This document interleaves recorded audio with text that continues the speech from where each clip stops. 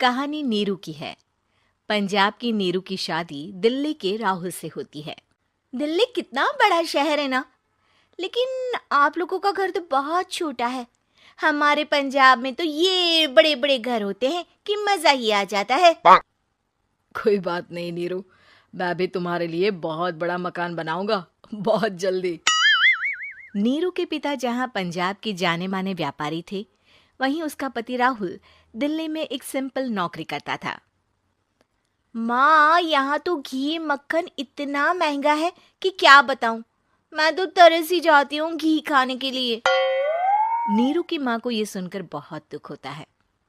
मेरी बेटी को घी नसीब नहीं हो रहा है और ये बहू यहाँ बैठकर घी में शक्कर डाल रही है। देख वनिता, मैं साफ कह रही हूँ, इस घर में जितना घी आएगा उतना ही मेरी बेटी के घर दिल्ली भी जाएगा। अरे ये क्या बात होती है माँ जी? बेटी का उतना ही करो जो अच्छा लगे। अब क्या मायके से घी और मक्खन तक की सप्लाई करोगी आप? हाँ, मेरी बेटी किसी चीज को तरसे मुझसे बर्दाश्त नहीं होता। अब क्या था, नीरू के मायके में 2 किलो घी आता तो 2 किलो दिल्ली जाता नीरू के पास। एक दिन, माँ बड़ी गर्मी पड़ती है दिल्ली में। इस घर में तो एक ही एसी है और वो भी ड्राइंग रूम में। सारा परिवार एक ही कमरे में सोता है। हाँ बेटा, वो तो हर घर की कहानी है। यहाँ भी एक ही एसी है। अरे बिल इतना आता है कि क्या बोलूं। तभी वहां राकेश आ जाता है। माँ, थोड़ी देर में यहाँ कुछ प्लम्बर आएंगे मेरे कमरे में एसी लगाने। जरा ध्यान से लगवा देना ना माँ। ओए, ऐसे कैसे तेरे कमरे में एसी लगेगा? हाँ राकेश, एक बार बात तो कर लेता। अरे पापा, वो वनिता को गर्मी में नींद नहीं आती। ड्राइंग रूम में सबके साथ सोने में वो अनकंफर्टेबल है, इसलिए। अरे पूरे परिवार के साथ वहां तेरी बहन नीरू भी तो सोती है। वो नहीं हो रही क्या अनकंफर्टेबल?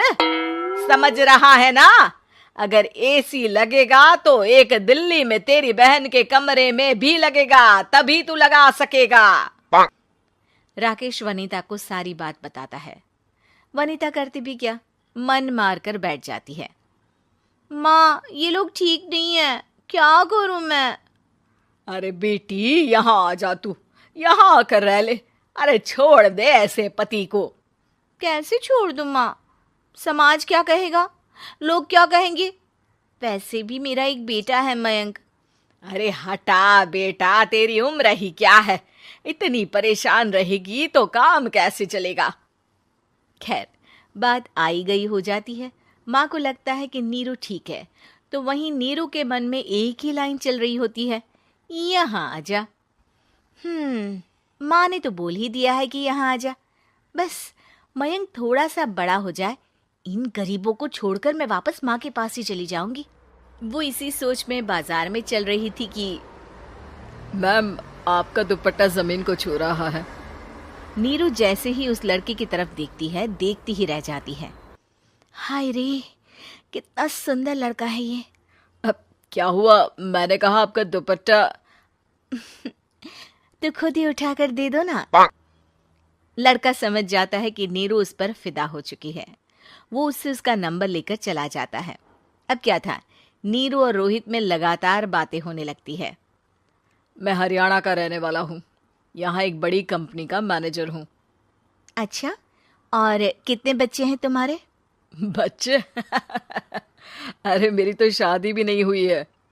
तुम बताओ, शादी करोगी? नीरू शर्मा जाती है।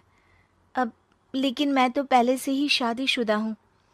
मुझे फर्क नहीं पड़ता, बस तुम शादी कर लो। भाग चलते हैं, बहुत पैसे वाला हूँ मैं, हमेशा खुश रखूंगा तुम्हें। नीरू रोहित से मिलकर सारा प्लान बना लेती है और फिर एक दिन घर से भाग जाती है। दोनों शादी कर लेते हैं। शादी के बाद, क्या बात है नीरू, तुम्हें परेशान सा देखता हूँ, सब ठीक तो है ना? हाँ हाँ, सब ठीक है।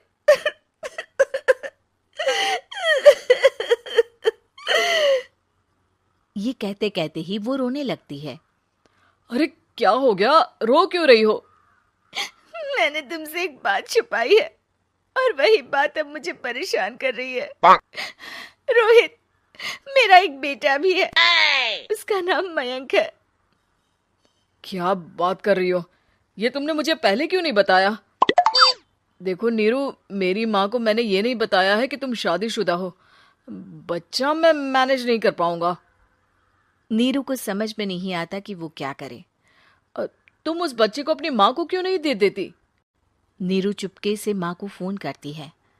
माँ, क्या मयंक को तुम रख सकती हो? बेटा, मैं राकेश के साथ बात करती हूँ। आखिर घर का बेटा वही है, जो वो बोलेगा। वैसे भी बेटा, तूने जो किया है ना, उसके बाद से पूरा घर तेरी बुराई कर रहा है। मैं भी अब किसी से तेरे लिए लड़ नहीं सकती। राकेश बेटा, नीरू ने तो जो किया बहुत ही बुरा किया, लेकिन मैं सोच रही थी कि क्यों ना मयंक को हम यहाँ ले आए। तभी वनीता बोल पड़ती है। वाह जी, ऐसे कैसे यहाँ ले आए? यहाँ क्या भंडारा भरा है? और जिस बच्चे की माँ ने नहीं सोचा, उसके लिए हम क्यों सोचे? नीरू को एक बार तो अपने बच्चे के बारे में सोचना चाहिए था ना। अरे लेकिन तेरे पास भी तो लड़का नहीं है ना वनीता। माँ, वनीता ठीक बोल रही है। कल को वो बड़ा होकर इसी घर का हिस्सा मांगेगा तो हम क्या करेंगे? माँ कहती भी तो क्या, वो चुप रह जाती है। वहीं नीरू का पहला पति कहता है। माँ, अगर आज भी वो वापस आ जाए तो मैं उसे माफ कर दूंगा। बेटा, गरीबी चीज ही ऐसी है, क्या करेगा? तू तो अब मयंक का सोच। वो बेचारा तो बिना माँ का हो गया। मयंक के खातिर तू दूसरी शादी कर ले बेटा। लोगों के लाख समझाने के बाद नीरू के पहले पति की शादी रिद्धि से हो जाती है, जिसके पहले पति से 2 बच्चे होते हैं। देखो जी, मैंने शादी सिर्फ बच्चे के खातिर की है। मैंने भी शादी सिर्फ बच्चों के खातिर की है। वहीं नीरू के दूसरे पति के मन में ये बात घर कर जाती है कि नीरू एक मासूम बच्चे को उसके खातिर छोड़ कर आई है।